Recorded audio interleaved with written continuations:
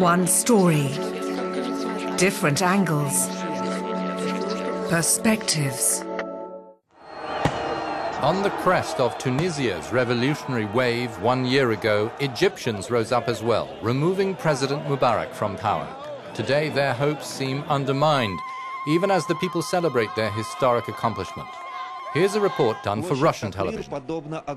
Tahrir Square is like a vast anthill. Here are the recent elections' victorious members of the Muslim Brotherhood. Their Freedom and Justice Party got nearly half the seats in the freshly formed National Council. They chose one of their own as House Speaker, Saad Khatani. His first act was to introduce an obligatory prayer break during the working day.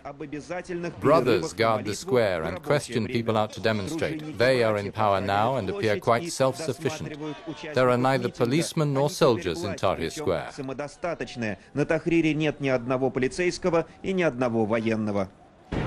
We expect that our brothers in the parliament will take decisive actions to bring back our traditions, our culture, our religion to our country. Huge posters depict Sheikh Amr Abdel Rahman. This bearded man in sunglasses is the spiritual leader of the radical Salafist party Noor. They secured 1/3 of the seats in parliament. Spitting and trampling on the Israeli flag is part of their foreign policy.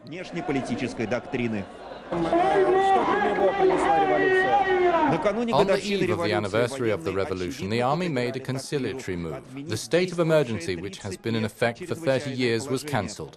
2,000 stone throwers were released under an amnesty. Families of the victims of violence in February have received a $5,000 compensation package, legislated by the newly elected parliament. But the situation is still volatile. Protesters have demanded that Marshal Tantawi step down.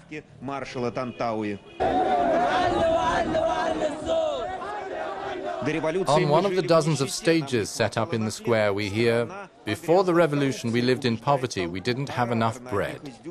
But the country has drowned in corruption. It is growing increasingly hard to keep the price of a loaf of bread down."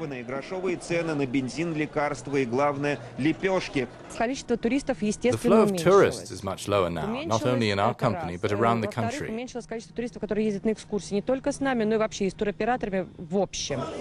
The hostess of a restaurant in Cairo, who is from Moscow, is thinking about going back to Russia.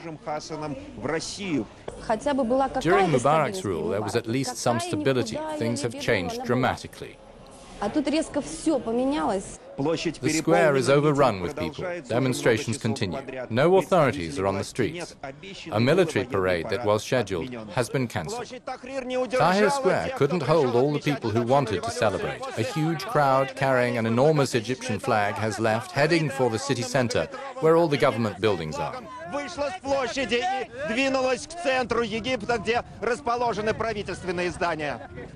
More struggle is expected in Egypt after the celebrations, over the election of the upper house of parliament, over the referendum on the new constitution, and finally electing a president. This process is to be given half a year to complete. After that, possibly, there will be a completely new Egypt.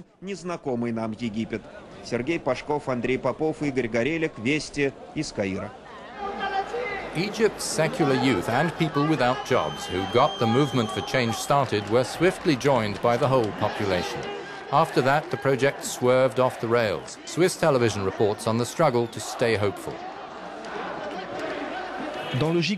In the moving mass of demonstrators, we meet Liara, a young Egyptian who, like so many others, 1 year ago had hoped to take part in the birth of a new Egypt. I feel I belong to this land and that I can hold my head high, proud to be Egyptian, with no wish to leave. I want to keep living here. A year later, the building that housed the party of President Mubarak still bears the marks of fire. There is more freedom of expression and elections have been held, but Liara is still in suspense. We got Mubarak out, and that's all, the only change. We wanted to demolish the system and begin building a new Egypt, the one we deserve, and we don't have it.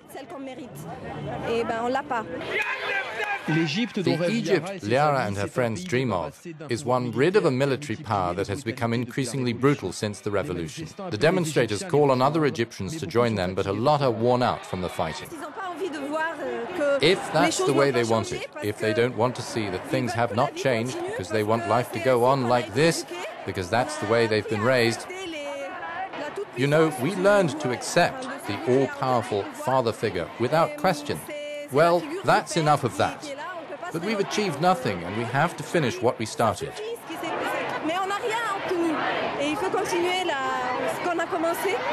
Liara knows that Tahrir Square is filled with compatriots who aspire to peace and a return to economic activity. But to attain that, she sees no way other than political struggle for her people. There is a job to do, and we are here to fight. We can't give up. We don't have the luxury of that pessimism. We can't. If we lose our optimism, we're dead.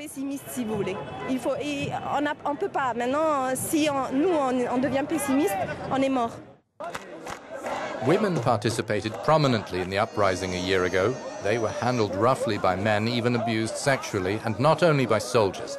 Spanish television reported on Egyptian women's role in today's society.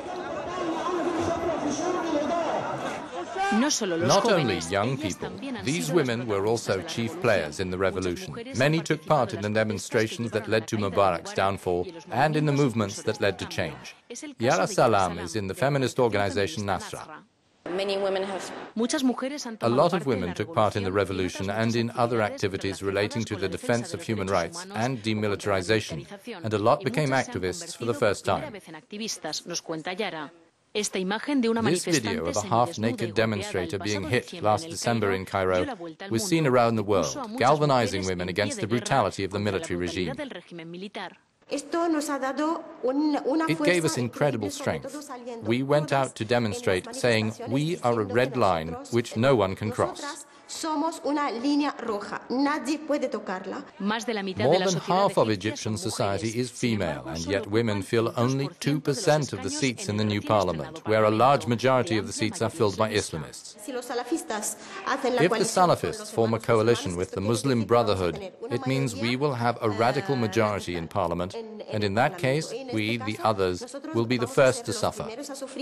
But they are not prepared to give up. They intend to go on working for equality, which is still a long way away.